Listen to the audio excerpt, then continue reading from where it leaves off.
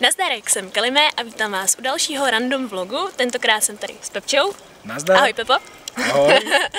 A dneska jsme se rozhodli, že půjdeme na procházku po Praze. Teď jsme tady u Petřína a u Ondřejova nahoře na Strahově, takže si výlet užijeme, že jo? No samozřejmě, máte se na co těšit, bude to zajímavý. Je krásně, takže my se na to těšíme a doufám, že si to užijete i vy.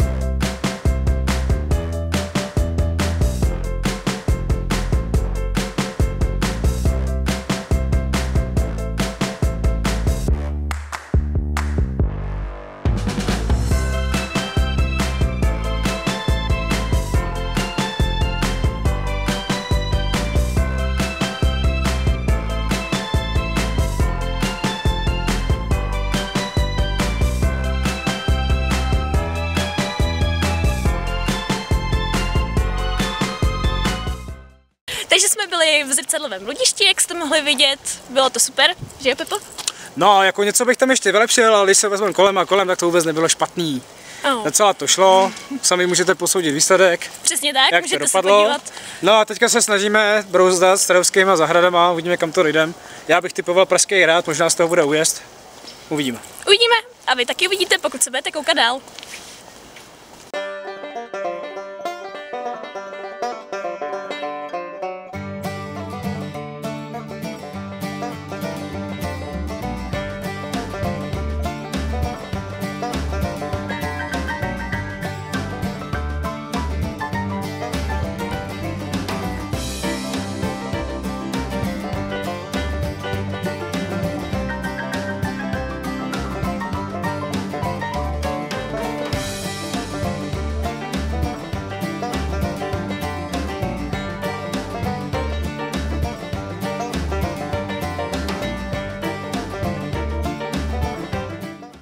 Tak hádejte, kde teďka zrovna můžeme tak být. Ne, já budu mluvit, je ti to jasný? Jako taky musím mluvit já.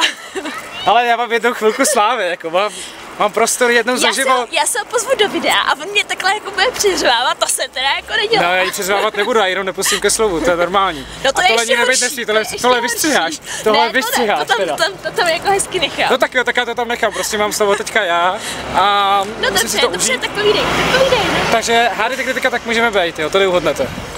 Tak já vám dám 3 vteřiny, jo? 3, 2, 1, 0, smůla. O2 Arena. A kam jdeme? Na hokej nejdeme. Jdeme se podívat kam? Do Síně slávy.